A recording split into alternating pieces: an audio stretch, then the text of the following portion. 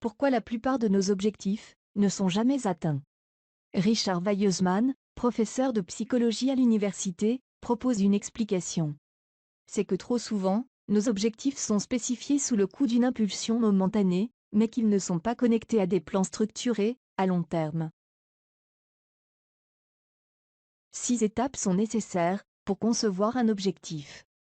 Le 360°, conscience du résultat, conscience des conséquences à long terme, conscience des alliances, conscience du premier pas, et la mobilisation des ressources. La première étape consiste à faire le tour d'horizon des domaines de la vie. Famille, santé, loisirs, travail, finances, social, etc. Et chercher ce qui est important en termes de valeur. En d'autres termes, nous cherchons une ressource inépuisable, qui maintiendra une motivation positive, dans toutes les étapes du projet. Indépendamment du type de projet, on commencera toujours par ce qui est important pour nous. Nos priorités. Pour bien remplir un verre, on doit commencer par les gros cailloux, qui représentent ce qui est vraiment important pour nous. Ensuite, nous ajouterons les petits cailloux, puis du sable, qui pourra s'infiltrer dans les interstices, et remplir le verre au maximum. Autrement dit, si vous commencez par donner la priorité à ce qui est important dans la vie, vous pourriez la vivre pleinement. La deuxième étape consiste à ramener la personne dans la conscience sensorielle de l'objectif réussi, pour l'inciter à en réaliser une représentation cérébrale très précise. Le comportement de l'individu sera fortement influencé par cette image de réussite. Il est préférable d'ancrer cet état émotionnel avant d'entamer l'étape suivante, afin de pouvoir appeler cet état lors de la dernière étape. La troisième étape consiste à ramener dans la conscience la satisfaction obtenue en fonctionnant le plus souvent en mode réussite.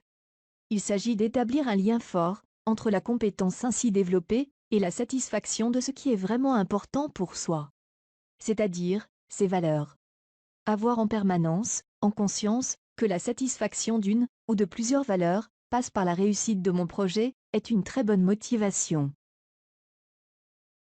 La quatrième étape est une prise en compte des personnes directement ou indirectement impliquées dans cet objectif, et de se poser la question, en quoi l'objectif poursuivi prend en compte l'intérêt de ceux qui m'entourent. La réponse à cette question permet non seulement d'enrichir la motivation positive, mais aussi de profiter d'une aide psychologique précieuse de la part de tous ceux qui vous entourent. Famille, amis, etc.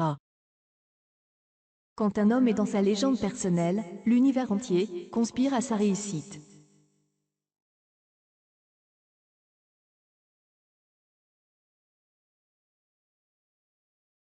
La cinquième étape consiste à mener dans la conscience toutes les dimensions du premier pas à faire. Ce que je dois faire, quand, où, comment, à quelle date, etc. Cette étape me permet aussi de fixer des indicateurs de bonne direction.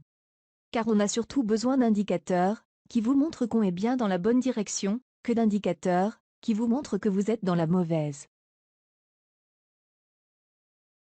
La dernière étape est très importante.